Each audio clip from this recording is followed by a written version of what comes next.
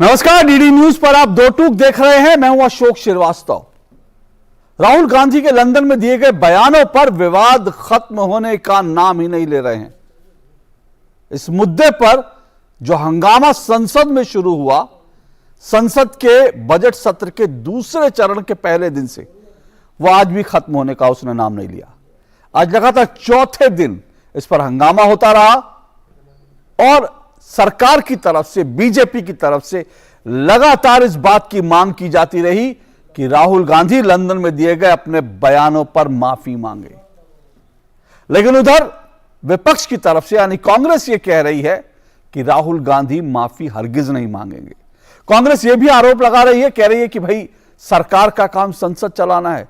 लेकिन पहली बार हम देख रहे हैं कि सरकार जो है संसद की कार्रवाई नहीं चलने दे रही है। इस मुद्दे पर संसद से सड़क तक जो है वो तकरार और रार जो है बढ़ी हुई है। दो टूक में आज हम इसी पर चर्चा करेंगे। जी हां, दो टूक में आज हम इसी पर चर्चा करेंगे। बढ़ी तकरार जो है, जिस तरह से इस मुद्दे पर जो तकरार जो है बढ़ गई है बीजेपी और विपक्ष के बीच, इसी पर आज खुलकर चर्चा होगी। आखिर क्या वजह है कि बीजेपी माफी से कम पर कुछ स्वीकार नहीं कर रही है और दूसरी तरफ जो है विपक्ष जो है यानी कांग्रेस कह रही है कि माफी नहीं मांगेंगे राहुल गांधी। तो इसी पर आज चर्चा होगी। माफी पर रार, बढ़ी तकरार। जी हां, माफी पर रार, बढ़ी तकरार। बीजेपी कह रही है, जैसे मैंने कहा, कि माफी राहुल गांधी को मांगनी ही होगी क्योंकि उन्होंने लंदन में जाकर विदेशी धरती पर विदेशी संस्थान से भारत का अपमान किया है। कांग्रेस कह रही है कि माफी नहीं मांगेंगे। आज राहुल गांधी संसद भी पहुंचे। उन्होंने कहा, मुझ पर सीधा सीधा कई मंत्रियों ने जो है मेरे ऊपर आरोप लगाए हैं और संसद में आरोप लगाए हैं, तो मैं संसद में ही इसका जवाब दूंगा। लेकिन संसद की कार्रवाई नहीं चली।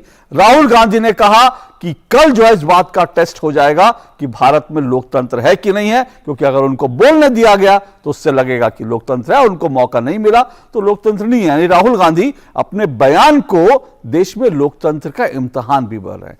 तो आज दो टूक में इसी पर चर्चा होगी। माफी पर रार, बड़ी तकरार। इससे पहले कि आगे बढ़ें, आइए ये रिपोर्ट देखिए।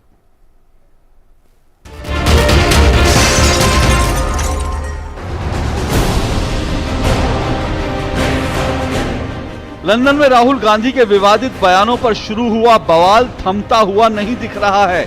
राहुल गांधी ने लंदन में कहा था कि भारत में लोकतंत्र खत्म हो गया है।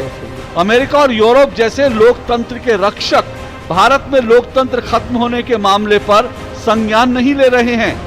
भाजपा का आरोप है कि विदेशी धरती पर जाकर विदेशी संस्थान के मंच पर भारत के खिलाफ ये बयान देना और दुनिया से भारत के आंतरिक मामलों में दखल देने के लिए कहना भारत का अपमान है, संसद का अपमान है।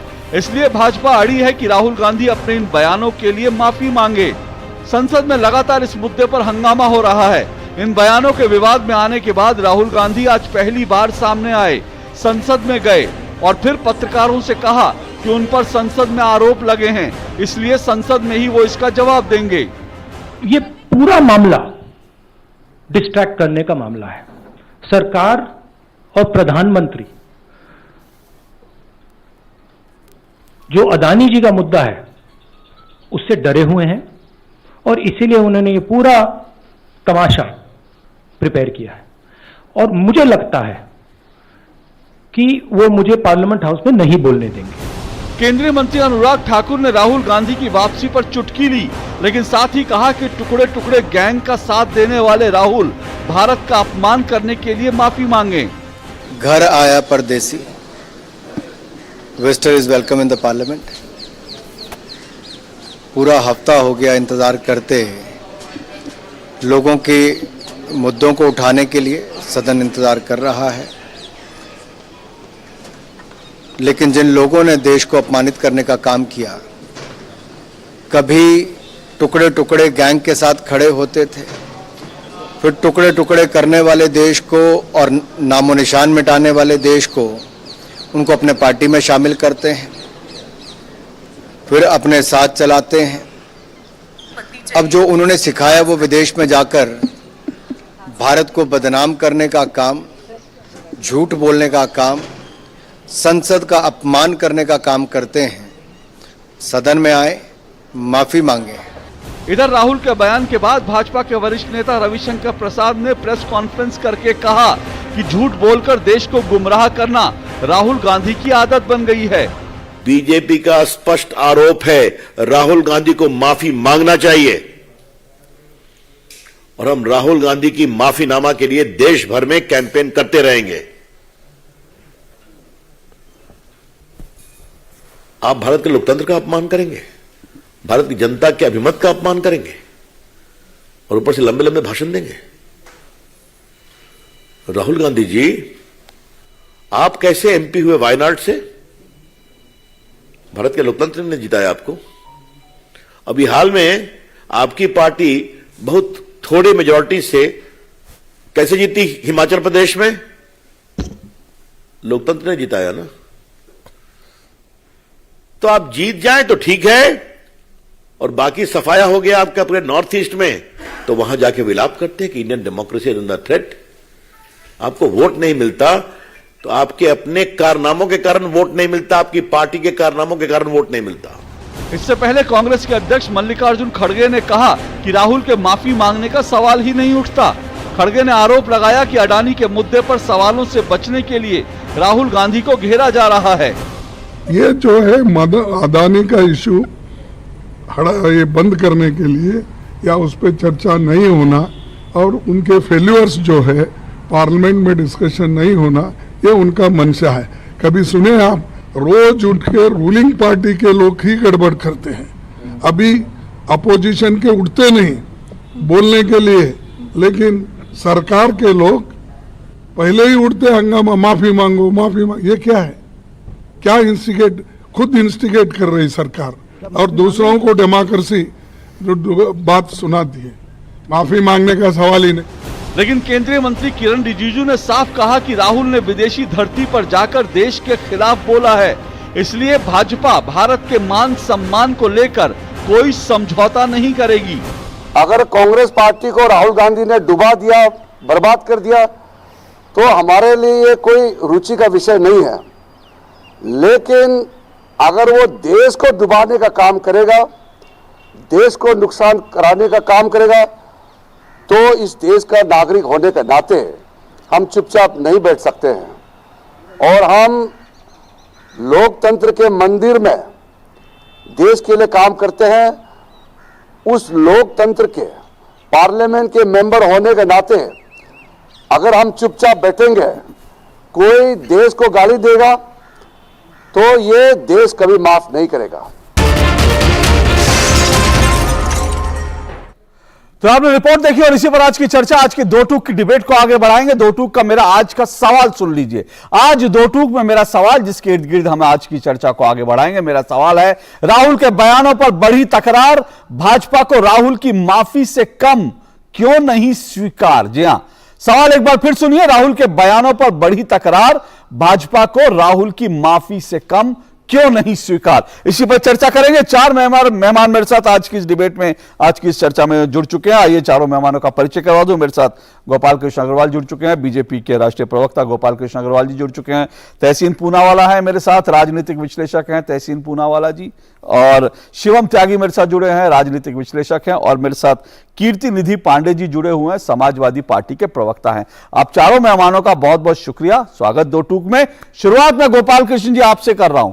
भाई, माफी और माफी की बात को लेकर के संसद जो है, पहली बार लोग कह रहे हैं कि सरकार जो है संसद को नहीं चलने दे रही। ये माफी की बात ठीक है, राजनीतिक लड़ाई है, लेकिन इसको इस हद तक खींचना कि जो जैसा विपक्ष कह रहा है कि भाई संसद की कार्रवाई आप लोग नहीं चलने दे रहे। राहुल गांधी आए थे, उनको बोलने का मौका नहीं दिया संसद में। देखिए, इशू क्या है अशोक जी, कि राहुल गांधी की ये आदत बन गई है, झूठ बोलो, झूठ के ऊपर कोई तथ्यात्मक कोई आप विश्लेषण करो मत और उसके लिए कोई प्रूफ नहीं दो, कुछ बोल दो। राफेल से लेके किसी भी बात पे, कोर्ट को लेके, कहीं भी चौकीदार चोर, कुछ भी अनडिशन बयान दे दो, कुछ भी कर दो, उसका कोई तथ्यात्मक कोई उस पर प्रूफ नहीं है और फिर अपना चले जाओ बाहर, विदेशों में चले जाओ। भारत में तो ये रेगुलरली ये कर ही रहे थे, इंस्टीट्यूशंस को अंडरमाइन कर रहे हैं, इलेक्शन कमीशन को अंडरमाइन करते हैं, सुप्रीम कोर्ट को अंडरमाइन करते हैं। और आज तो इतना गलत बात उन्होंने ये तक कह दी कि मैं पार्लियामेंट का मेंबर होके मेरे लिए दुर्भाग्यपूर्ण बात है। तो इस तरह का जो बयानबाजी है, फिर विदेशों में जाके फॉरेन इंटरवेंशन को यहाँ पे वो इनवाइट कर रहे हैं कि भारत में डेमोक्रेसी नहीं है, आप लोग आके उस डेमोक्रेसी को रेस्टोर करिए, उसको स्ट्रेंथन करिए। नहीं, पर कांग्रेस तो कह रही है इस तरह का कोई बयान दिया ही नहीं। वो तो सुनवाते हैं कि राहुल गांधी एक बयान में जिसमें ये कह रहे हैं, जिसमें राहुल गांधी ये कह रहे हैं कि भाई ये इंटरनल मामला। राहुल गांधी, कांग्रेस बार बार उस बयान को सुनवाती है। वो कहती है कि आप लोग कह रहे हैं जो कि उन्होंने विदेशी शक्तियों को कहा, वो तो कह रहे हैं, कांग्रेस कहती है ऐसा कोई बयान दिया ही नहीं।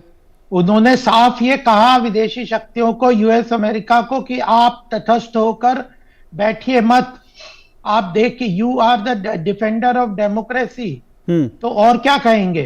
और उनके शब्दों में तो जो गड़बड़ झाला है वो तो आज भी आपने देख लिया होगा, जिस तरह से उनके मन में, मस्तिष्क में उनके माइंडसेट है कि पार्लियामेंट मेरे लिए दुर्भाग्यपूर्ण है, देश में यहाँ पैदा होना उनके लिए दुर्भाग्यपूर्ण है, विदेशों में घूमना उन्हें पसंद है, देश की उन्नति प्रगति में उनको सब जगह काला वो दुर्भाग्यपूर्ण दिखता है, कहीं कोई प्रगति नहीं दिखती।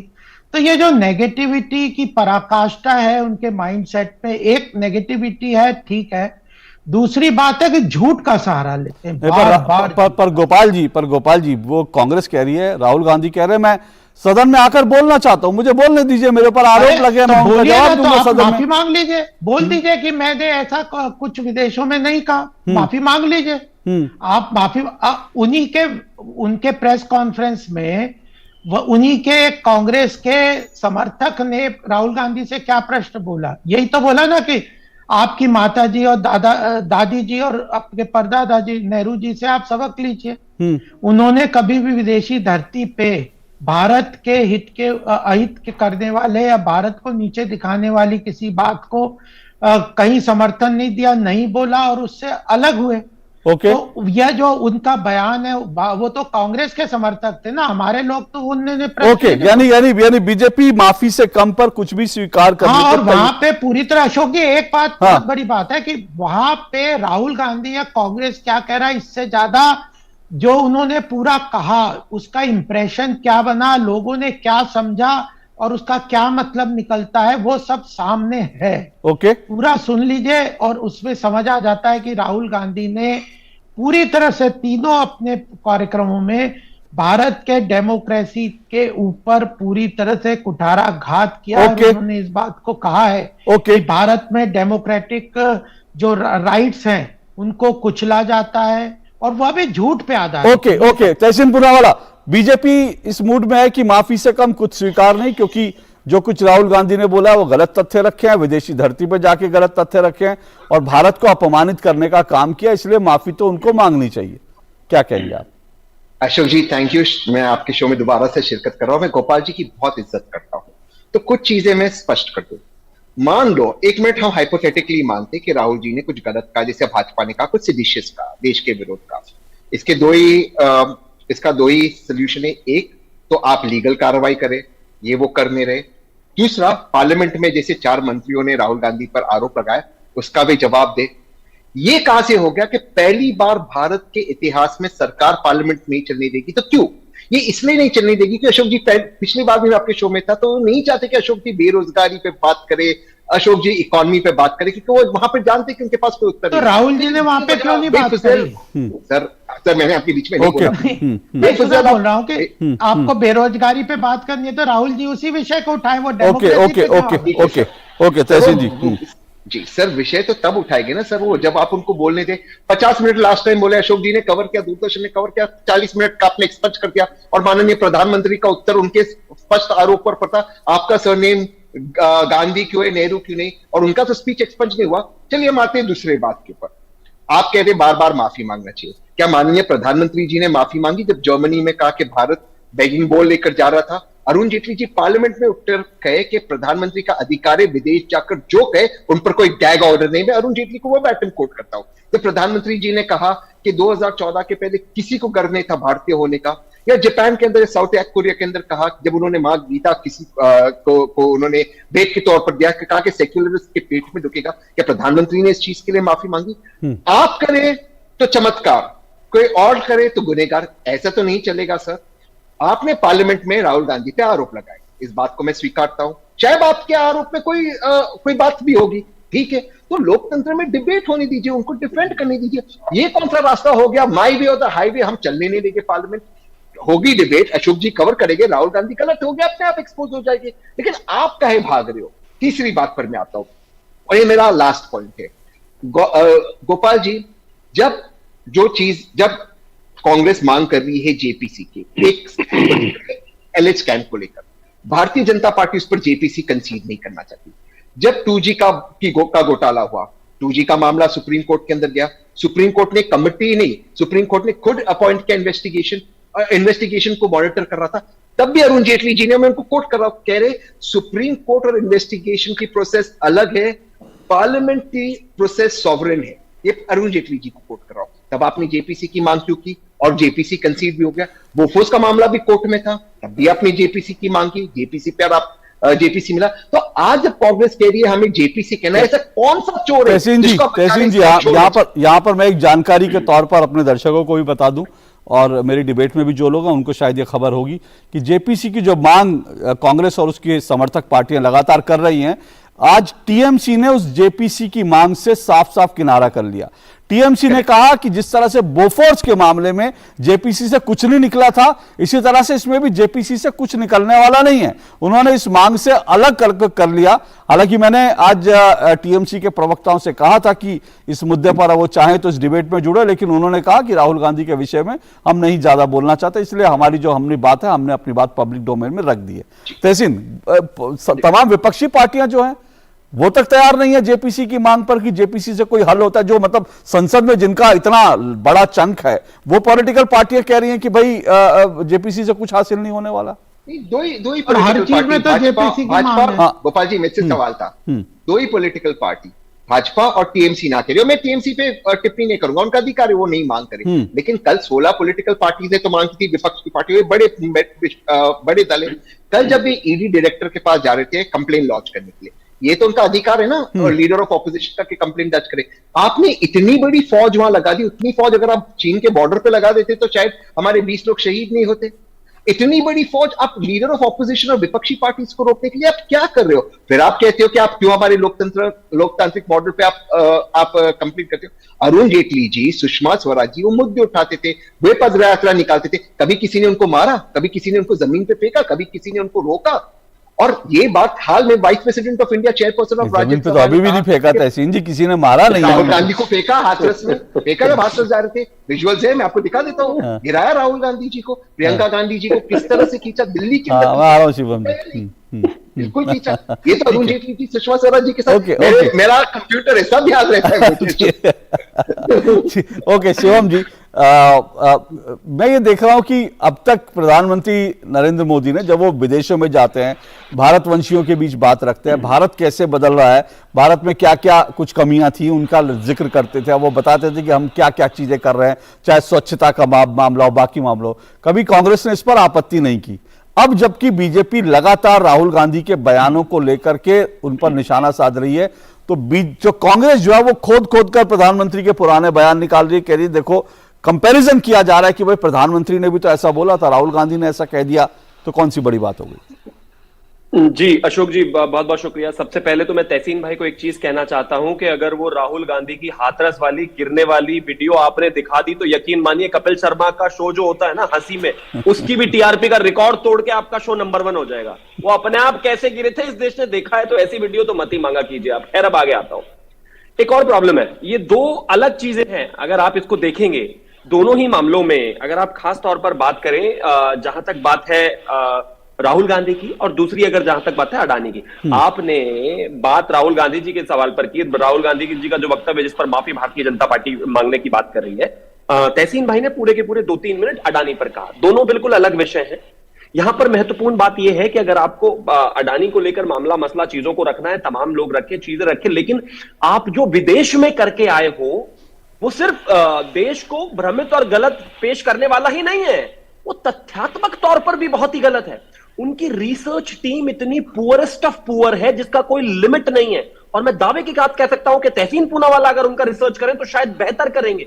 इतना गंदा रिसर्च एक लीडर ऑफ ऑपोजिशन का, जो देश का सबसे बड़ा नेता है विपक्ष में, अगर वो इतना गलत बोलेंगे तो इस देश की छवि को काला, और मुझे खुद बुरा लगता है। अब मैं एग्जांपल के तौर पर आता हूं, आप मुझे एक चीज बताइए। उन्होंने कहा United States and UK are the defenders of democracy. 140 crore का देश मैं, 140 करोड़ के देश हम, इस दुनिया का सबसे पुराना लोकतंत्र हम, तमाम चीजों पर बात करने वाले हम, 80-85% हिंदू होने के बाद भी संविधान पर हाथ रखकर कसम खाने वाले हम, और हमें डिस्क्रेडिट करके डिफेंडर्स ऑफ डेमोक्रेसी उनको बताया जा रहा है जो बाइबल पर हाथ रखकर कसम खाते हैं। ये मुझे एक्सेप्ट नहीं है। दूसरी बात, आप मुझे एक चीज बताइए, उन्होंने एक और बड़ी इंटरेस्टिंग बात कही। कहते मैंने 3 घंटे 30 मिनट का पूरा सेशन सुना राहुल गांधी को सुनने के लिए कि हो सकता है कुछ गलती हो। आप यकीन मानिए, इतना गलत एग्जाम्पल। उन्होंने कहा चाइना बिलीव्स इन हार्मनी। एक कैसी बातें करते हैं राहुल जी आप। चाइना 25 देशों से अपनी सीमा शेयर करता है, 14 देश जो धरातल पर हैं और 11 देश जो पानी के थ्रू उनसे कनेक्ट करते हैं बॉर्डर्स पे। अशोक जी, आप सुनकर शॉक्ड हो जाएंगे, 25 के 25 देशों से चाइना का बॉर्डर पर टसल रहता है हमेशा। और तो और जो रशिया उनके साथ है उस तक से भी है, हिंदुस्तान से भी, किससे नहीं है। And China believes in harmony as per Rahul Gandhi. कमाल है। येलो चाइना सी को लेकर उन्होंने इतनी, मतलब माफ कीजिएगा, बेहुदा बातें की हैं कि 1/10 के बच्चे का हिस्ट्री और आईक्यू लेवल उनसे बहुत बेहतर है, और ये यहां पर आकर कहते हैं माफी ना मांगे। अब मैं आगे आता हूं प्रधानमंत्री की, जो आपने बात की। लेकिन एक मिनट, आप प्रधानमंत्री की बात पर जल्दी से तहसीन में एक आपका रिएक्शन, क्योंकि शिवम ने एक बड़ी इंटरेस्टिंग बात की और मैं देख रहा था उसको भी, ये भी एक डिस्कोर्स में जो है, पॉलिटिकल डिस्कोर्स में इशू आ गया है। वो ये कि भाई आप, इतनी बड़ी डेमोक्रेसी है हिंदुस्तान, और हिंदुस्तान को डिस्क्रेडिट करके ये कहना कि यूरोप और अमेरिका जो है, जिनकी आबादी हमारे सामने नहीं, जो हमारे सामने डेमोक्रेसी में कहीं ठहरते नहीं, उनको कहना कि डिफेंडर्स ऑफ जो है, so called defenders of democracy. तो डेमोक्रेसी के डिफेंडर तो हम है भाई, भारत है। शिवम भाई ने पूरी स्पीच सुनी नहीं, क्योंकि उसी स्पीच में उन्होंने कहा, उसी बातचीत में उन्होंने कहा कि भारतीय लोकतंत्र इज अ पब्लिक गुड, और ये दुनिया के इंटरेस्ट में कि भारत लोकतांत्रिक रहे और लोकतांत्रिक वैल्यूज में कंट्रीब्यूट करे। और जो उन्होंने कहा कि चाइना के बारे में जो पीसफुल बात उन्होंने की, वो एक्सटर्नल में, उनके इंटरनल में, और वो उन्होंने कहा कि China achieves peaceful resolutions by subverting democracy. वो जो टॉक था वो अमेरिकन लिबरल डेमोक्रेसी और चाइनीज अथॉरिटेरियनिज्म के बीच में था। आप कौन सी बात को कहां ले गए? ठीक है, मैं चाइना पे नहीं जा रहा, मैं चाइना पे, लेकिन मैं डेमोक्रेसी की बात पे मैं कायम हूं। मुझे लगता है कि डेमोक्रेसी के डिफेंडर यूरोप और अमेरिका कैसे हो सकते हैं, और वो हमारी डेमोक्रेसी के लिए क्या कर सकते हैं? भारत इंडिया, अशोक, ये सबसे बड़ी प्रॉब्लम ये है कि भारत भी है लोकतंत्र का डिफेंडर, लेकिन लोकतंत्र के मंदिर में अगर विपक्ष के नेता को आप बोलने नहीं दे, आरोप आपने लगाए गोपाल जी, आपके 4 मंत्री खड़े होकर आरोप लगाए। मैं कह रहा हूं राहुल गांधी गलत है, बट आप उनको बोलने अशोक जी, मुझे ओके, मैं आ रहा हूं। आरोप नहीं है, वो बिल्कुल तथ्यात्मक फैक्ट्स है। ओके, गोपाल जी 30 सेकंड में रिस्पॉन्ड कीजिए, फिर मैं शिवम का पूरा जवाब ले लेता हूं। देखिए, ये जो चारों मंत्री ने बात कही है वो आरोप नहीं है। आरोप उन्हें कहते हैं जिनके पास कोई सब्सटेंसिव प्रूफ नहीं होता। राहुल गांधी ने पिछले बार भी, जो आप एक्सपेंस करने की बात कर रहे हैं, उसमें जो स्पीकर थे उन्होंने कहा था कि जो आपने बातें कही है उसका प्रूफ दीजिए, डॉक्यूमेंट दीजिए। तो वो कह रहे हैं पब्लिक डोमेन से। अब सोशल मीडिया से इससे उठा के आप प्रूफ देंगे, तो संसद का स्तर ये है कि जब जिसका वैलिड रिकॉर्ड, तो अल्टीमेटली बात यह है कि झूठ बोलना और तथ्यात्मक बातों को तोड़ मरोड़ के पेश करना, और उसके बाद अंडरमाइन, डिमीन करना भारत के इंस्टीट्यूशंस को, और फिर विदेशी ताकतों को स्वागत करना और उनको बुलाना और बार बार करना। ओके, तहसीन रुकिएगा। शिवम, मैं एक बार फिर सवाल पर आ रहा हूं, जो मैंने कि भाई ये कहना कि प्रधानमंत्री भी इस तरह के भाषण देते थे, तो अब जो है कांग्रेस इन भाषणों को उठा रही है। जी, अब मैं सबसे पहले प्राइम मिनिस्टर की बात करना चाहता हूं। आप मुझे कोई एक बयान प्राइम मिनिस्टर का ये दिखा दीजिए 2014 से पहले, और जबकि ये उनके साथ हुआ था ऐसा। इस देश में एक राज्य है गुजरात, जिस राज्य के वो मुख्यमंत्री थे, उस राज्य के दूरदर्शन के यूनिट ने उसी प्रदेश के मुख्यमंत्री को अप्रोक्सीमेटली 12 साल बैन रखा, अशोक जी, दूरदर्शन ने। लेकिन इस देश के प्रधानमंत्री और तभी के गुजरात के मुख्यमंत्री श्री नरेंद्र मोदी जी ने विदेश में जाकर कहा क्या कि मीडिया पे पूरा कंट्रोल है सरकार का? नहीं कहा ऐसा उन्होंने।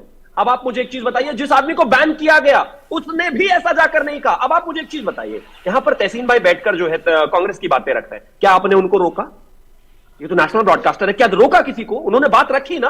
वो विदेश में जाकर ये कह रहे हैं कि मीडिया और मेरे जो देश के कानूनी संस्थान हैं, जो कोर्ट्स हैं, वो सरकार के अधीन हो गए हैं, वो फ्री स्वतंत्र नहीं है। और आप मुझे एक चीज बताइए, इस बात पर मेरे देश का सम्मान बढ़ जाता है। मेरे देश के प्रधानमंत्री को, जिनको वाकई विंडिकेट किया गया है, उन्होंने तो कभी ऐसी बात नहीं कही। जिस राज्य के वो मुख्यमंत्री थे, उसी राज्य के यूनिट में एक चैनल द्वारा बैन थे वो, लेकिन उन्होंने कभी नहीं विदेश में जाकर इस बात को कहा कि मेरे प्रदेश में ऐसा होता है या मेरे देश में ऐसा होता है। इस देश के राष्ट्रीय पार्टी के मेन ऑपोजिशन पार्टी के राष्ट्रीय प्रवक्ता हर रोज चैनल पर जाकर इस देश की सरकार को गाली देते हैं। क्या कोई उनको माइक बंद कर देता है? नहीं बंद करता। मैं दस अंत में एक चीज और आना चाहता हूं, एक चीज और कहना चाहता हूं अंत में।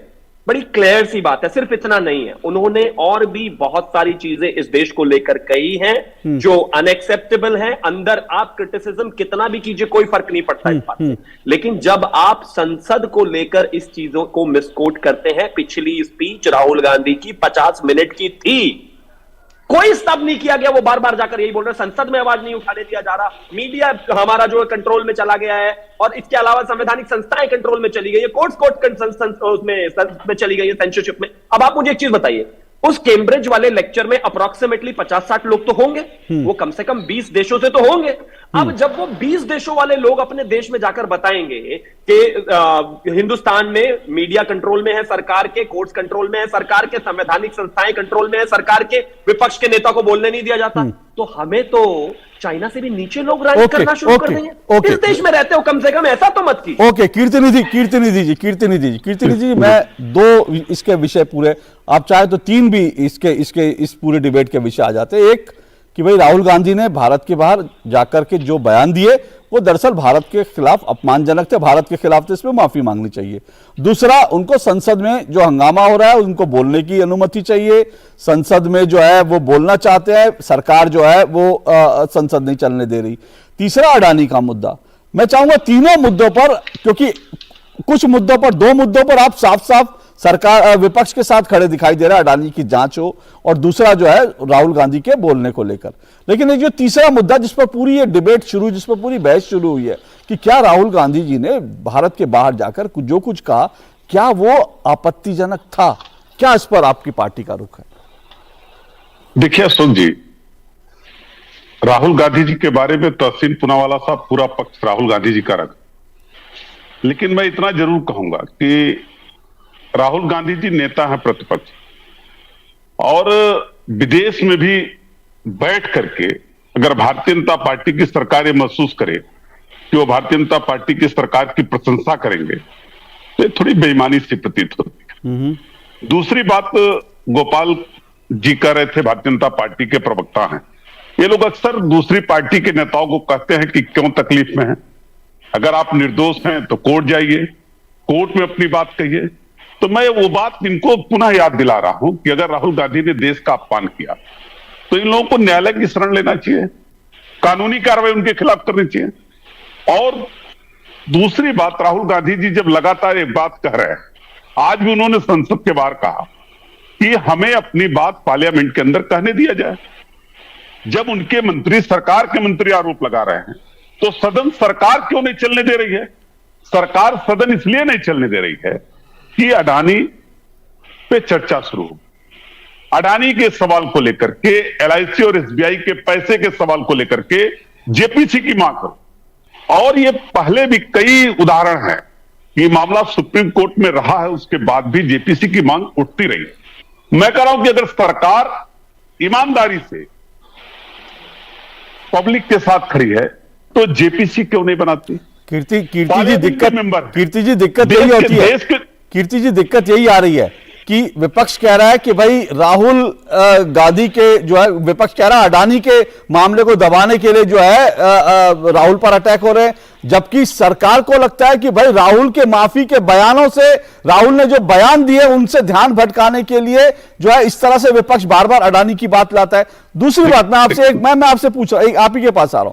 दूसरी बात, अभी आपने कहा कि भाई राहुल इसके लिए कानूनी कार्रवाई कर दे। सवाल यह कि अगर राहुल गांधी के बयानों पर कानूनी कार्रवाई होगी तब तो पूरी कांग्रेस और पूरा विपक्ष दुनिया भर में जाके बोलेगा कि देखो कैम्ब्रिज में आके बोला था, कानूनी कार्रवाई कर दी, भारत में आपातकाल है। अगर राहुल गांधी के इन बयानों के बावजूद डेमोक्रेटिक तरीके से देश में इस पर बहस हो रही है, तो यह सबसे बड़ा उदाहरण है कि भारत में लोकतंत्र है, डेमोक्रेसी है। भारत के बाहर जाकर भी कोई भारत के खिलाफ बोलता है तो लोकतांत्रिक तरीके से उस पर बहस होती है। हम लोग चीन की तरह नहीं है कि किसी एक नेता को पकड़ के बाहर ले जाएं और किसी को कुछ बोलने की इजाजत नहीं हो। यही तो भारत की जीवंत लोकतंत्र का उदाहरण है। अशोक जी, तो सरकार पार्लियामेंट चलने क्यों नहीं दे रही है? सरकार पार्लियामेंट चलाना क्यों नहीं चाहती? जब नेता प्रतिपक्ष राहुल गांधी जी लगातार इस बात को कह रहे कि हम सदन में अपनी बात रखेंगे और सदन में बहस हो तो हमें लगता है दूध का दूध और पानी का पानी हो जाए। और एक बात बताऊं, डेमोक्रेटिक लोकतंत्र की जो बात आप लगातार कर रहे हैं अशोक जी, राहुल गांधी जी जम्मू कश्मीर में भारत जोड़ो यात्रा के समापन अवसर पर भाषण दिया था और उतने दिनों बाद आज दिल्ली पुलिस एक्टिव हुई है उनके बयान पर। आज उनको नोटिस जारी कर रही है। क्या ये लोग नोटिस क्या है? आपने देखा वो नोटिस क्या है? नहीं, मैं बता रहा हूं, मैं बता रहा हूं, मैं बता रहा हूं। राहुल गांधी जी का जो बयान था, अगर उस पर आपत्ति थी तो क्या दिल्ली नहीं आपत्ति नहीं थी सर। आप वही एग्जैक्टली यही कह रहा हूं, एग्जैक्टली कीर्ति निधि जी मैं यही आपसे कह रहा हूं। उन्होंने महिला उत्पीड़न की बात कही थी। दिल्ली पुलिस ने उनसे कहा कि हमको जानकारी दीजिए ताकि हम महिला उत्पीड़न का जो मामला उस पर एक्शन ले सके। इसमें तो पुलिस को इस पर तो पुलिस की प्रशंसा की जानी चाहिए कि वो एक्शन में आई। इतने देर बाद दिल्ली पुलिस जागी, जो भारत सरकार के अधीन है दिल्ली पुलिस, इतने दिनों के बाद। तो इतने दिन राहुल जी थे कहां हिंदुस्तान में? उसके बाद तो राहुल जी हिंदुस्तान में नहीं थे। वो अब दिल्ली पुलिस के पास कोई इतना वो थोड़ी है कि कैम्ब्रिज में जाकर उनको नोटिस देगी। संसद का जो प्रथम सत्र चला, क्या उसमें सदन के अंदर नहीं थे? कहां बात कर रहे हैं सर? तो ठीक है, नहीं ठीक है, ओके तो ठीक है, मान लीजिए पुलिस ने 5 दिन बाद, 6 दिन बाद, 10 दिन बाद कार्रवाई की, तब भी इस कार्रवाई के लिए तो दिल्ली पुलिस की प्रशंसा होनी चाहिए ना। शिवम रिस्पॉन्ड कीजिए 1 मिनट। अच्छा ठीक है, शिवम रिस्पॉन्ड कीजिए। वो ये कह रहे हैं कि जो दिल्ली पुलिस ने आज 16 मार्च है। अशोक जी, मैं स्काइप से जुड़ा हूं तो मुझे लगता है मेरी आवाज कट जाती है बार बार। मैं बस एक ही चीज कहना चाहता हूं, देखिए बहुत क्लियरली बात। भाई मैं भी आ रहा हूं मजाक कर रहा हूं, मैं भी स्काइप से। लेकिन आपका तो इकोसिस्टम भाई, अरे सबकी आवाज पूरी आएगी। इकोसिस्टम आती है मेरे भाई, मेरा इकोसिस्टम सबकी आवाज पूरी आएगी। हमारा इकोसिस्टम सबको जो है वो बात रखने की इजाजत देता है। बोलिए स्पीकर है अशोक जी। हम तो देसी दिल्ली यूनिवर्सिटी वाले नहीं हैं भैया, हमारा कैम्ब्रिज तक जुगाड़ नहीं है, तो अब बोलने दीजिए प्लीज। मैं सिर्फ एक ही चीज कहना चाहता था, देखिए बात बहुत साफ है। नरेंद्र मोदी जी मानते हैं कि वो हिंदुस्तान नहीं है और नरेंद्र मोदी जी वाकई हिंदुस्तान नहीं है। जैसे कि कांग्रेस के जमाने में Indira is India, India is Indira हुआ करती थी। नरेंद्र मोदी जी को आप रोजी गाली देते हैं, हाय हाय मोदी मर जा तू, मोदी तेरी कब्र खुदेगी, कोई दिक्कत नहीं है। आप इस बात को जाकर विदेश में भी रिपीट करते थे, कोई बात नहीं, नरेंद्र मोदी जी उसको ग्रेसफुली ले लेते, कोई दिक्कत नहीं।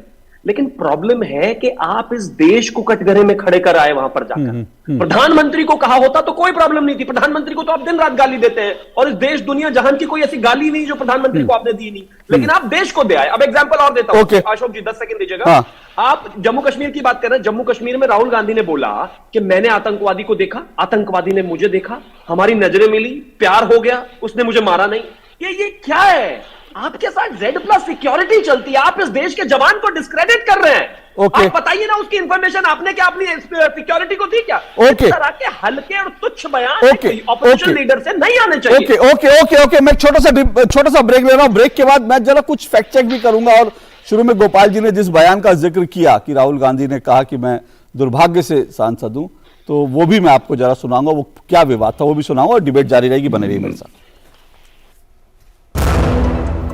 शुरू करो, डालो बुनियाद, घर महल नजर आएगा, वंडर लाइए, वंडर अपनाइए, फर्क नजर आएगा। वंडर सीमेंट, फर्क नजर आएगा। माय डियर, पहले हाथ धो ले, फिर जी भर के खा ले छोले। Thank you. Hand wash reminder by a hand ambassador Sachin Tendulkar का हाथ। सेवलॉन स्वस्थ इंडिया मिशन। मिठाई तो हमारे जमाने में होती थी। हाँ तो जाइए ना अपने जमाने में। रोमांस तो हमारे जमाने में होता था। पेमेंट भी उसी जमाने का है। अरे भैया डिजिटल पेमेंट करना सीखिए नए जमाने में। इजी सेफ एंड फास्ट है। हमने तो इनको डिजिटल पेमेंट करना सिखा दिया। आपने ये सेल्फी लेते हैं, ये हमारे जमाने का है। आरबीआई कहता है कि डिजिटल पेमेंट अपनाओ, औरों को भी सिखाओ।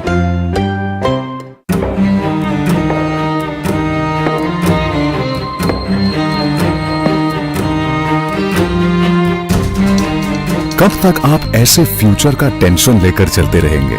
LIC के न्यू पेंशन प्लस के साथ अपनी पेंशन का प्लान बनाइए, क्योंकि ये प्लान आपके फ्यूचर के लिए मार्केट लिंक्ड वेल्थ क्रिएट करता है। और तो और इस प्लान में गारंटीड एडिशंस के साथ पेंशन पाने के कई ऑप्शंस भी हैं, so that you grow young and tension free. LIC हर पल आपके साथ।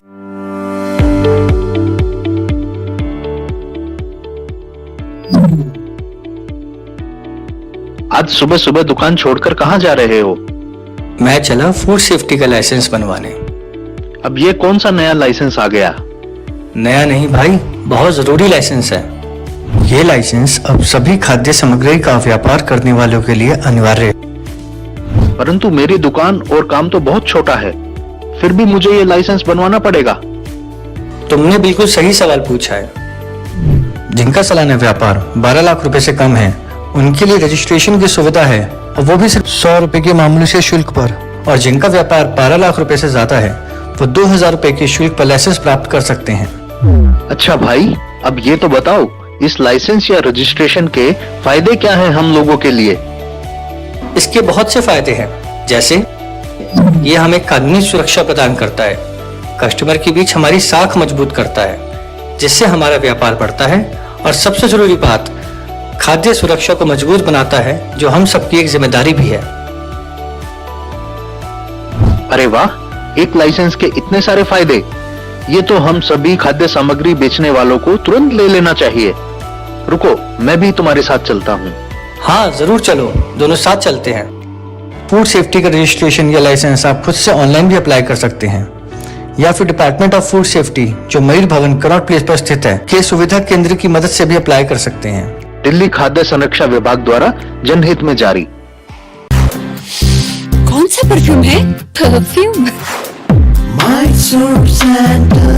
बहुत फ्रेश लग रहे हो। पार्लर गई थी? No parlour no facial. ये है मेरा फेवरेट सोप। ये एकमात्र साबुन है जो आत्मविश्वास देता है, मैसूर सैंडल सोप। टोटू को आप देख रहे हैं माफी पर रार, बड़ी तकरार। इसी पर हम चर्चा कर रहे हैं। राहुल गांधी के लंदन में दिए गए बयानों को लेकर विवाद जो है बढ़ गया। बीजेपी कह रही है माफी से कम कुछ स्वीकार नहीं, कांग्रेस कह रही है माफी नहीं मांगेंगे। संसद इस मसले पर ठप पड़ी है, संसद से बाहर सड़क पर इस पर हंगामा हो रहा है। इसी पर हम चर्चा कर रहे हैं। 4 मेहमान मेरे साथ जुड़े हैं। गोपाल कृष्ण अग्रवाल बीजेपी से जुड़े हुए हैं, तहसीन पूनावाला राजनीतिक विश्लेषक हैं, शिवम त्यागी मेरे साथ जुड़े हुए हैं, राजनीतिक विश्लेषक हैं, कीर्ति निधि पांडे जी मेरे साथ जुड़े हैं, समाजवादी पार्टी के प्रवक्ता है। लेकिन इससे पहले कि मैं आगे बढ़ूं, एक मैं जरूर राहुल गांधी के कुछ बयानों का जो लंदन में दिए थे उनका फैक्ट चेक थोड़ा जरूरी है, जल्दी से उस पर नजर मार लेते हैं। हम क्यों कह रहे हैं उनका फैक्ट चेक जरूरी है? देखिए राहुल गांधी ने क्या कहा था और वस्तु स्थिति क्या है। पहली बात, राहुल गांधी ने यह कहा था जब लंदन में गए थे तो उन्होंने कहा था 2014 के बाद से भारत में लोकतंत्र खत्म हो गया है।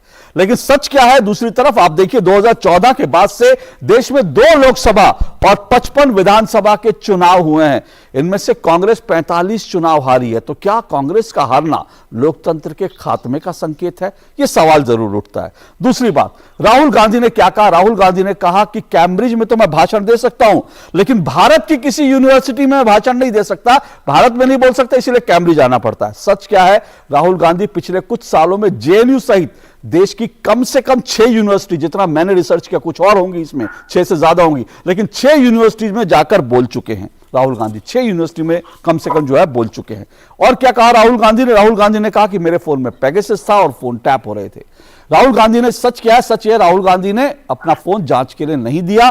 2 दर्जन से ज्यादा फोन जो जांच के लिए दिए गए थे पेगासस मामले में, उनमें किसी में भी पेगासस नहीं पाया गया। तो सवाल है कि राहुल गांधी जी को अगर शक था तो उन्होंने अपना फोन जांच के लिए क्यों नहीं दिया? एक और मुद्दा जो राहुल गांधी ने कहा मुझे संसद में बोलने नहीं दिया जाता। लेकिन जुलाई 2018 में राहुल गांधी लोकसभा में 59 मिनट बोले थे। इसी साल फरवरी में राहुल जो है 49 मिनट बोले थे। हालांकि जैसे तहसीन ने कहा उसमें से एक चंक जो है वो एक्सपंज जरूर कर दिया गया, लेकिन राहुल गांधी का वो पूरा भाषण मीडिया में तमाम आया था। एक्सपेंज भले ही हो जाए लेकिन वो पब्लिक डोमेन में भाषण जो है वो सबने सुना और सारे मुद्दे जो है जनता तक पहुंचे। तो ये कहना कि उनको बोलने नहीं दिया जाता ये भी जो है एक तरह से ठीक नहीं है। आज की स्थिति क्या है मैं आऊंगा। इससे पहले कि आगे बढ़ूं, मैं एक बार फिर से सुनवाना चाहता हूं राहुल गांधी ने जो आज अपनी प्रेस कॉन्फ्रेंस में सवाल ये उठता है कि क्या राहुल गांधी दरअसल उनको जो उनके जो सलाहकार हैं, जो उनको स्क्रिप्ट देते हैं, जो उनको मुद्दे देते हैं बोलने के लिए, क्या राहुल गांधी उसमें चूक कर जाते हैं? क्योंकि आज ये चूक प्रेस कॉन्फ्रेंस में हुई थी। मैं आपको दिखा रहा हूं करीब 50 मिनट का ये क्लिप देखिएगा। राहुल गांधी ने क्या कहा और दरअसल बाद में जयराम रमेश ने उनको समझाया कि नहीं आपको ये नहीं ये बोलना चाहिए था। उसके बाद राहुल गांधी अपने आप को दुरुस्त करते हैं। तो सवाल ये उठता है कि क्या राहुल गांधी के सलाहकार, उनके आसपास जो मंडली है, क्या वो उनको गलत फीड देती है? क्या उनकी रिसर्च जिसकी तरफ शिवम इशारा कर रहे थे वो सही नहीं है? जरा देखिए clip. I would like to go into the details with you. Unfortunately, I'm a member of parliament. And I'm hopeful that I will be allowed to speak in parliament. So I would like to first place my statement on the floor of the house, and then after that I'll be happy to have whatever discussion you want with me. Unfortunately, I'm a member of parliament. You can make a joke saying unfortunately for you, but unfortunately for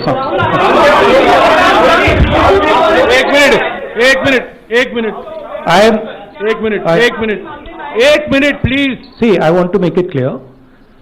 Unfortunately for you, I'm a member of parliament. Unfortunately for you, I'm a member of parliament. And as the allegation has been made in parliament by 4 ministers. तो आपने देखा तहसीन जी, शायद जयराम रमेश अगर London में साथ होते तो शायद राहुल जी को दुरुस्त करवा देते कि इस तरह से बयान उनका गलत हो गया। लेकिन उनके साथ जो नेता बैठे थे वो तो हुआ के लिए जानते, हुआ तो हुआ जिन्होंने कह दिया था। क्या इसलिए अशोक जी जरा 10 सेकंड हमें भी दे दीजिए। हाँ बिल्कुल तहसीन जी। नहीं, वो जो कहना चाहते थे उन्होंने एक्चुअली राइट चीज कही। फ्रेमिंग ऑफ द सेंटेंस, क्योंकि बीजेपी उसको मैनिपुलेट कर दिया, अब एक्सपीरियंस हो गया है, बीजेपी काट कर जो चीजें आगे रखती है, लगातार फैक्ट चेक होता है। जैसे अमित शाह जी ने कहा आप इतना भी झूठ बोलता हम उसे वायरल कर सकते हैं, तो शायद इसलिए अब कांग्रेस ज्यादा कॉशियस हो रही है और कांग्रेस को होना भी चाहिए ज्यादा कॉशियस, क्योंकि खुद भाजपा के जो इस वक्त गृह मंत्री है और पहले उस वक्त अध्यक्ष थे, सितंबर में उन्होंने राजस्थान में 2018 में कहा आप कुछ भी झूठ चला लो। एक झूठ जो चलाया था कि अखिलेश जी ने मुलायम जी को थप्पड़ मारा और वो झूठ चला, फिर कहते हैं नहीं चलना चाहिए लेकिन हमने उसको वायरल कर दिया। तो ये इससे बचना होगा। ये आलू सोना वाला स्टेटमेंट भी जो बीजेपी राहुल गांधी को एट्रीब्यूट करती है, एक्चुअली वो statement prime minister Narendra Modi ji की तहसीन जी बीजेपी ने से काट के नहीं, पर तहसीन जी मैंने जो फैक्ट रखे, मैं बीजेपी क्या कहती है उसको छोड़ दीजिए, मैं जो आज जो फैक्ट रख रहा हूं मेरे पास लिस्ट है कि किन किन यूनिवर्सिटी में राहुल जी जाके बोले हैं। और मैं आपको जानकारी के लिए बताऊं, जब मैं रिसर्च कर रहा था तो मेरे सामने आया कि राहुल जी को सिर्फ एक यूनिवर्सिटी में बोलने से रोका गया और वो यूनिवर्सिटी उस्मानिया यूनिवर्सिटी हैदराबाद की। और वहां पर उस्मानिया यूनिवर्सिटी में राहुल जी को बोलने से रोकने वाले टीआरएस जो अब बीआरएस है उसके नेता थे। और ये टीआरएस बीआरएस जो है आज राहुल जी के साथ कंधे से कंधा लगा के खड़ी है साथ में। ये कहती है कि हां जांच होनी चाहिए क्योंकि टीआरएस के नेता भी जो है, बीआरएस के नेता भी क्योंकि करप्शन में फंसे हैं। तो सवाल ये उठता है ये झूठ क्योंकि भारत की यूनिवर्सिटी में बोलने नहीं दिया जाता, ये कहां से आया? हर जगह जाकर वो बोल रहे हैं, जेएनयू में बोल रहे हैं, मैसूर महारानी कॉलेज में, स्टेला मॉरिस में, माउंट कैरामल में बोले, उसके बाद पुडुचेरी के गवर्नमेंट वुमेन कॉलेज, पूरी लिस्ट है। तो ये कहना कि मुझे भारत की यूनिवर्सिटी में बोलने नहीं दिया जाता, ये तो गलत है ना।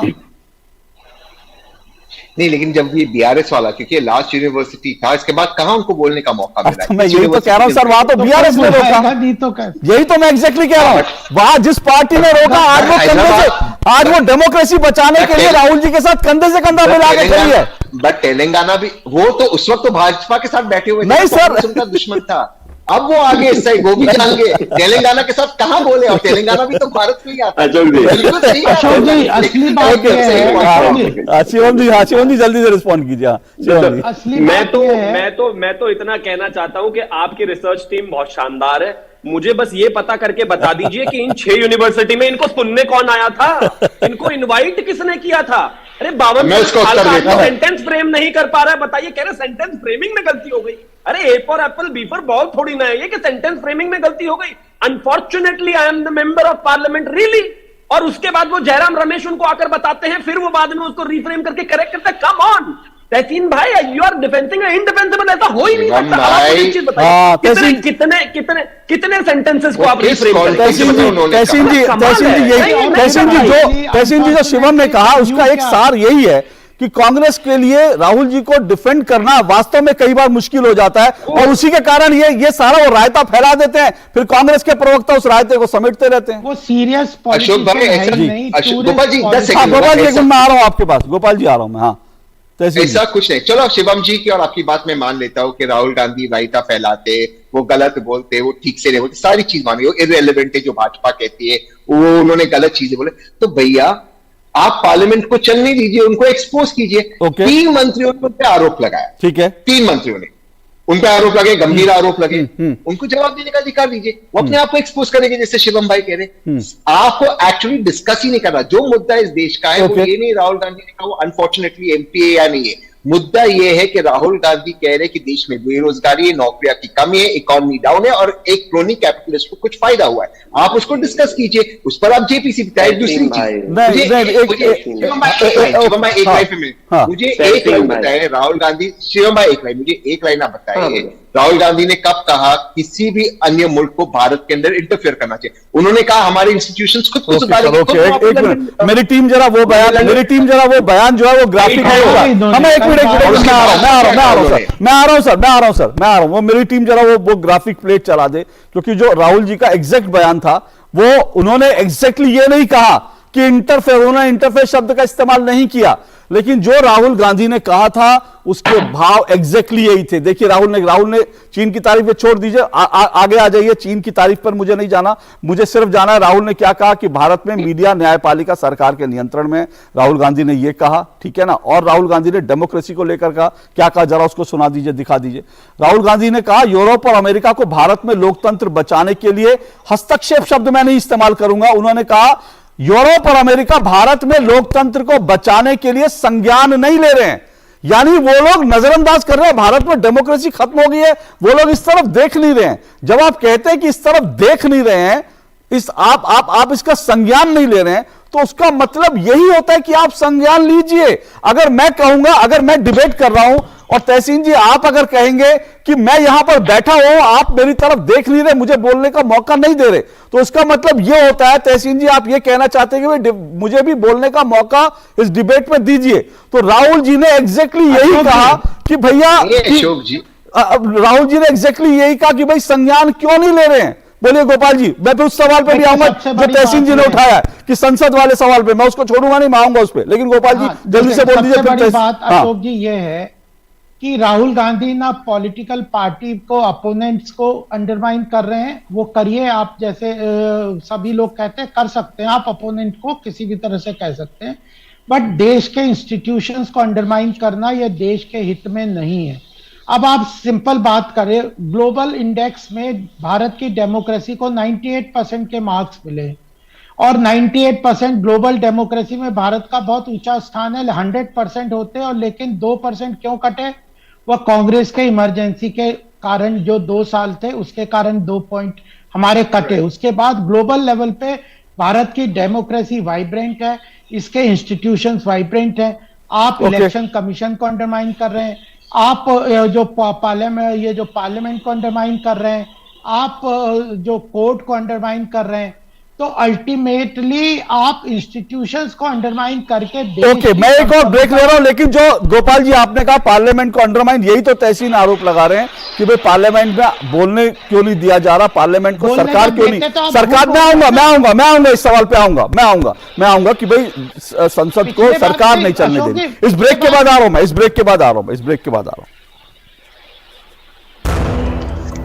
शुरू करो, डालो बुनियाद, घर महल नजर आएगा। वंडर लाइए, वंडर अपनाइए, फर्क नजर आएगा। वंडर सीमेंट, फर्क नजर आएगा। पैकेट हाथ धो के खोल हम सफर, नहीं तो you might suffer. Hand wash reminder by hand ambassador Sachin Tendulkar का हाथ। सेवलॉन स्वस्थ इंडिया मिशन। मिठाई तो हमारे जमाने में होती थी। हाँ तो जाइए ना अपने जमाने में। रोमांस तो हमारे जमाने में होता था। पेमेंट भी उसी जमाने का है। अरे भैया डिजिटल पेमेंट करना सीखिए नए जमाने में। इजी, सेफ एंड फास्ट है। हमने तो इनको डिजिटल पेमेंट करना सिखा दिया, आपने ये सेल्फी लेते हैं, ये हमारे जमाने का है। आरबीआई कहता है कि डिजिटल पेमेंट अपनाओ, औरों को भी सिखाओ। कौन सा परफ्यूम है? परफ्यूम बहुत फ्रेश लग रही हो। पार्लर गई थी? नो पार्लर नो फेशियल, ये है मेरा फेवरेट सोप। ये एकमात्र साबुन है जो आत्मविश्वास देता है। Mysore sandal soap. पता है, लोग अक्सर मुझसे पूछते हैं कॉल सेंटर का स्टेडी जॉब क्यों छोड़ा? I wanted more out of life. बस मैंने अपना स्टार्टअप शुरू किया। जानना चाहोगे कैसे? Then start up your own business as an LIC agent. यहाँ सब कुछ है, great products, zero investment, leading organisation and unlimited opportunities. तो क्या आप तैयार है? LIC एजेंट बनो, अब बड़ा सोचो। हमारी वेबसाइट पर जाएं या अपनी नजदीकी LIC शाखा से संपर्क करें। तो दो टूक आप देख रहे हैं माफी पर रार बड़ी तकरार, इसी पर चर्चा कर रहे हैं। चार मेहमान मेरे साथ जुड़े हैं। जल्दी से कीर्ति निधि पांडे जी, मैं आपसे पहले जल्दी से ले लेता हूं, फिर मैं एक एक करके सबसे सवाल का जवाब लूंगा। मैं ये जो कहा जा रहा है कि भाई, मैं फिर उसी बयान पर आ रहा हूं कि जो ये कहा कि भाई अमेरिका और यूरोप जो है वो जो है वो डेमोक्रेसी के अलंबरदार हैं और वो संज्ञान नहीं ले रहे भारत में डेमोक्रेसी की स्थिति पर। यह बयान तो किसी भी हिसाब से सही नहीं कहा जा सकता ना। वो क्यों संज्ञान लेंगे और क्या करेंगे संज्ञान लेकर? वो क्यों हस्तक्षेप करेंगे भारत में, क्या करेंगे?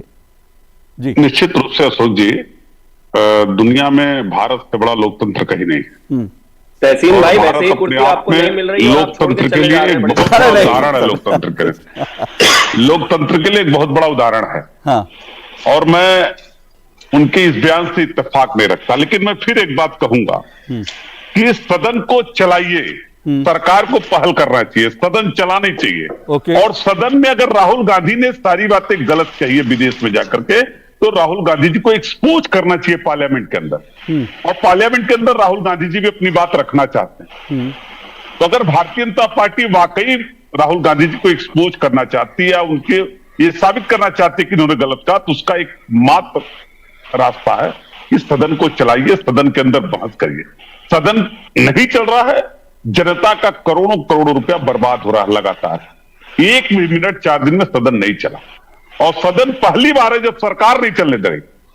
अब तक विपक्ष नहीं चलने दे रहा था, ये पहली बार है कि सरकार सदन नहीं चलने दे रही है, जो बहुत अफसोसजनक।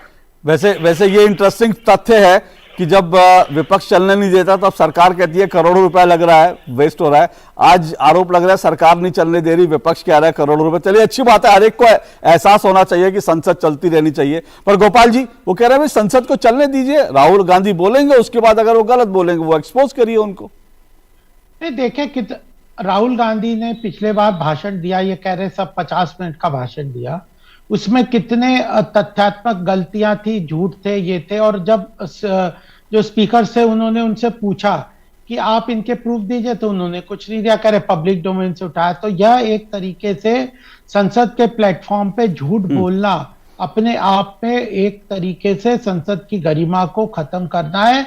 आप बिना तथ्यात्मक उसके बात करें। दूसरी बात यह है कि राहुल गांधी को डेमोक्रेसी क्यों नहीं लग रही भारत? एक के बाद एक जनता का मैंडेट उनके खिलाफ आ रहा है, और वह उसका फ्रस्ट्रेशन जो है वो जनता के मैंडेट के ऊपर निकालते हैं। उन्होंने कभी भी प्रधानमंत्री जी को उनके माइंडसेट ने स्वीकार करने का प्रयास नहीं किया कि वह भारत के और हमारे हम सब के प्रधानमंत्री हैं। वह सबसे बड़ी समस्या है, उनका माइंडसेट है जो गलत है, जो माइंडसेट को वो बिल्कुल सुधार नहीं रहे और पूरी तरह से अपने पॉलिटिकल एजेंडा के लिए देश के स्वाभिमान को, देश के अभिमान को, देश के पूरे गर्व को खत्म करने का प्रयास करते हैं और बार बार करते हैं, झूठ बातों से करते हैं। ओके तहसीन जी, हाँ मैं आप ही के पास आ रहा हूं। सवाल यही है कि भाई कुल मिलाकर देखें तो 2019 में एक पूरी मुहिम चली थी, चौकीदार चोर है, राफेल में गड़बड़ है, उसके बाद जो है राहुल जी को जाके माफी मांगनी पड़ी, वहां पर उन्होंने उन चीजों के लिए माफी मांगी और चुनाव गए, वो मामला खत्म। क्या आज भी इसलिए हो रहा है क्योंकि चुनाव अब ज्यादा दूर नहीं है? क्या ये चुनावी मुद्दे हैं, चुनाव को डोमिनेट करने, एक पब्लिक परसेप्शन बनाने की कोशिश है? अशोक जी, एक चीज को मैं क्लैरिफाई कर दूं, राहुल गांधी जी ने चौकीदार चोरी के लिए माफी नहीं मांगी, उन्होंने इस चीज के लिए माफी मांगी कि उस स्लोगन को उन्होंने माननीय सुप्रीम कोर्ट को एट्रीब्यूट किया था। वो अब भी इस बात पे कायम है। वही बात हुई, वही बात हुई, उस बात पे वो कायम है। लेकिन दो चीज है, अगर हम कहते कि राहुल गांधी जी ने देश के लोकतांत्रिक इंस्टीट्यूशन चुनाव को डोमिनेट करने, पब्लिक परसेप्शन बनाने की कोशिश, किसी की आवाज, मैं अपनी बात ओके कुछ रिपीट हो रहा है, जरा किसी का टीवी अगर ऑन है तो प्लीज बंद रखिएगा जरा। जी तहसीन, अगर हम ये मानते कि राहुल गांधी जी देश के लोकतांत्रिक इंस्टीट्यूशंस को अंडरमाइन करने का काम करते हैं, चलिए चार्ज को मैं मान लेता हूं, तो जब चीफ मिनिस्टर नरेंद्र मोदी जी जेम्स लिंडो जो उस वक्त के इलेक्शन कमिश्नर थे, उनके बारे में क्या क्या कहा था, सब रिकॉर्ड पे मैं इसको दोहराना नहीं चाहता। तो वो क्या कर रहे थे, देश के लोकतंत्र को बढ़ा रहे थे। क्या क्या नहीं कहा था इलेक्शन कमिश्नर के बारे में, व्यक्तिगत नाम लेकर जेम्स लिंडो कहां गए, वेटिकन से ऑर्डर लाए, क्या क्या नहीं कहा था नरेंद्र मोदी जी ने। वो देश के लोकतंत्र को बढ़ा रहे थे, किसी ने उनको कहा कि वो देशद्रोही है। दूसरी चीज, 26/11 में जब मेरे व्यक्तिगत दोस्त हेमंत करकरे जी शहीद हुए, हम पाकिस्तान के खिलाफ लड़ रहे थे, उनके आतंकवादियों के खिलाफ एनर्जी लड़ थी, वहां ऑबरोय के बाहर खड़े रहकर प्रेस कॉन्फ्रेंस किया और देश के सरकार को कटघरे में लिया। फिर गए हेमंत करकरे जी भारत को तो आप कहते हैं। सर एक मिनट सर मेरा समय कम है, 30 सेकंड तहसीन 30 सेकंड जल्दी से, 30 सेकंड। जब माननीय प्रधानमंत्री खुद प्रधानमंत्री होकर ये कहते 2014 के पहले किसी को गर्व नहीं था भारतीय होने का, क्या किसी ने कहा कि उन्होंने देश को के वो गद्दार है? अरुण जेटली जी ने कहा उनका अधिकार है कहना। जब राष्ट्रगीत चल रहा है जनगण मन और वो चलकर जा रहे हैं, एक रशियन सोल्जर उनका हाथ पकड़ते खींच कर लाता, कहता यहाँ खड़े रहिए सावधान में, किसी ने कहा वो देशद्रोही? ये देशद्रोही हो, अब ये देश के खिलाफ है, वो देश के खिलाफ, ये प्रक्रिया बंद होनी चाहिए। राहुल गांधी ने अगर कुछ गलत किया आपके हिसाब से, प्लीज कटोरे में खड़े। शिवम रिस्पॉन्ड कीजिए, जवाब नहीं दीजिए। ओके शिवम, अशोक जी, इस बात के दो पहलू हैं। सबसे पहले तो मैं तहसीन भाई को कहना चाहता हूं कि मैं कान अपना इधर से पकड़ूं या हाथ घुमा के पकड़ूं, पकड़ कान ही रहा हूं, तो माफी मांगिए तो मांगिए, और वो एक ही विषय पर मांगिए। दूसरी बात यह है कि जहां तक बात उन्होंने कहा कि राहुल जी का यह मसला है, इतिहास अपने आप को दोहराता जरूर है। राहुल गांधी के नाना जी इस देश के पहले प्रधानमंत्री इलेक्टोरली डेमोक्रेट इलेक्ट नहीं हुए। जब सारे के सारे वोट इस देश के वल्लभ भाई पटेल के लिए गए थे, इनकी कांग्रेस नहीं। आप प्लीज अब मेरे को बीच में मत बोले। I am sorry, fact check करने दो Shivam ji, I am very sorry, मैं बीच में नहीं बोलता हूँ शिवम जी, मैं बिल्कुल बीच में नहीं बोलता हूँ, लेकिन ये एक झूठ है शिवम जी। नहीं, ओके, मैं आपको इस पर किताब मुझे फैक्ट चेक करने का मौका दीजिए, आप बोलिए। ओके जल्दी मेरे पास समय नहीं। वहां पर उसके बाद में तरीके से आज उनको भी कोई दूसरा व्यक्ति चाहिए, लेकिन माफ कीजिएगा, अब ये देश इतना डेमोक्रेटिकली मजबूत हो चुका है कि यहां पर अब आपको ऐसा कोई फेवर नहीं मिलेगा। और आगे आकर मैं एक और चीज कहना चाहता हूं, एक परिवार जिसके परिवार में से 5 जनरेशन के छोटे मुख्यमंत्री रहे हो और एक सुपर प्राइम मिनिस्टर रहे हो, उसके बाद भी अगर कोई व्यक्ति आकर यह कहता है कि मेरा देश लोकतांत्रिक तौर पर मजबूत नहीं रहा, मुझे लगता है इससे ज्यादा बुरे हालात नहीं है। सच बात यह है कि 55 में से 45 चुनाव हारने के बाद आप जीतने की उम्मीद खो बैठे। ओके देखिए, कुल मिलाकर राहुल, ये एक राजनीतिक लड़ाई, मेरे पास समय बिल्कुल खत्म हो चुका है, बहुत बहुत शुक्रिया चारों मैंने, लेकिन मैं इतना ही कहूंगा, कुल मिलाकर राजनीतिक लड़ाई है, 24 तक खूब चलेगी, लेकिन इस लड़ाई में कम से कम भारत में जो है, ये कहना, मैं फिर दोहरा रहा हूं इस बात को, कई बार कह चुका हूं, भारत में डेमोक्रेसी नहीं है, भारत में मीडिया स्वतंत्र नहीं है, न्यायपालिका स्वतंत्र नहीं है। कम से कम ये बयान जो है, ये फैक्ट चेक के, उनको राहुल गांधी को यहां यूनिवर्सिटी में बोलना नहीं दिया जाता। ये तमाम चीजें जो है फैक्ट चेक करेंगे तो झूठी पाई जाती है, गलत पाई जाती है। तो राहुल गांधी को समझना चाहिए कि उन्होंने जो बयान दिए हैं, दरअसल उन पर हंगामा इसलिए हो रहा है क्योंकि उनके बयान फैक्ट चेक में सही नहीं पाए जा रहे हैं। बहरहाल बहुत बहुत शुक्रिया सभी मेहमानों का। 2 टूक में आज बस इतना ही। नमस्कार।